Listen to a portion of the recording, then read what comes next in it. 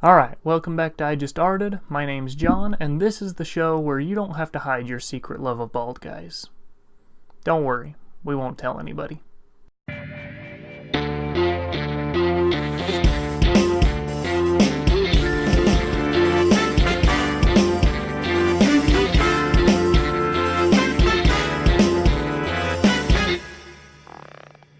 So if you haven't seen the show before, I am a sheriff's deputy. I work at a jail. And anytime someone gets booked in, they get searched on their way in.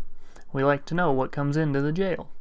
So, at the beginning of the search, you always ask somebody, do you have any drugs on you?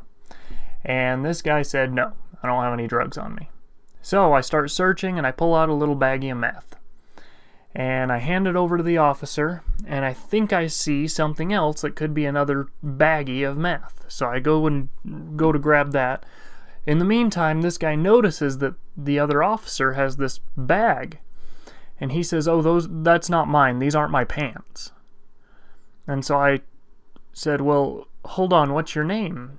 He says, my name's Roger. I said, okay, Roger, well, whose pants are these? He says, these are my buddy's pants. And I said, I hate to break it to you, Roger, but your buddy has your name written in his pants.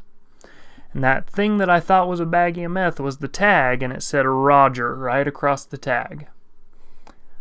Because Mom cares about you, Roger. She doesn't want you losing your pants. And I have heard that excuse before, but usually their parents don't have their name in the pants. And that's the thing, is they always say, it's not my pants. They're not my pants. I don't remember the last time I was not wearing my own pants.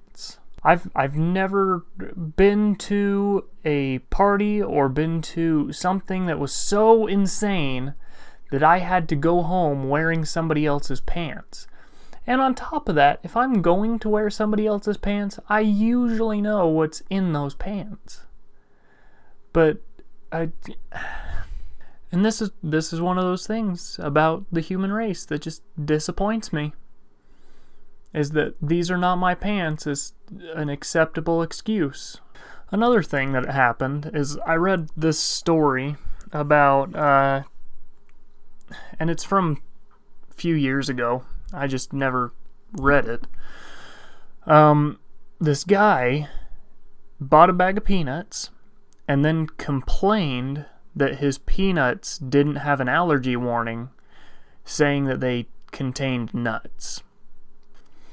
Now at that point, you're really just fishing to find something to sue somebody over.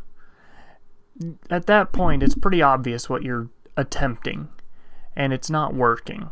Kind of like the guy who spilled a cup of coffee on himself and expected it to not be hot when you order a hot cup of coffee. And speaking of coffee, I was at Starbucks the other day, and usually I don't shop at Starbucks because I think they're expensive, they're overpriced. It's coffee. I can go to work and there's a pot of free coffee at work, and yet people spend like $8-9 on a cup of Starbucks.